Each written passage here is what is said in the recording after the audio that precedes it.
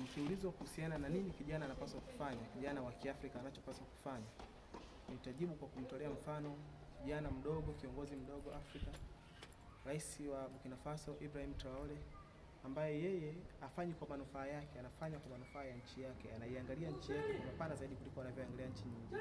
Na always kwenye speech zake anaiongelea Afrika kuliko anavyoiongelea nchi yake au anavyojiongelea yeye mwenyewe. Ni tofauti sana na marais au viongozi wengine wa Afrika kwa sababu anajua kabisa kwamba kila nchi inafanya kwa matokeo yake na kwa faida zake.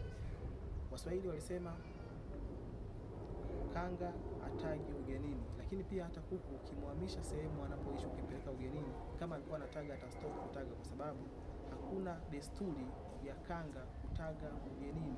Hivyo hivyo kwenye maendeleo, hauwezi ukasema utaleta mwekezaji wa nje aje akuzalishie faida kwa nchi yako. Kwa sababu ya hiyo sheria, tunapaswa kutambua umuhimu wa wawekezaji wa ndani. Tukimleta mwekezaji wa ndani tunapata faida mbili, lakini tukimleta mwekezaji wa nje tunapata faida moja.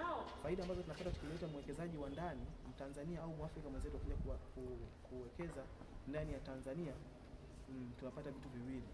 Tunapata fedha, lakini pia tunapata bidhaa.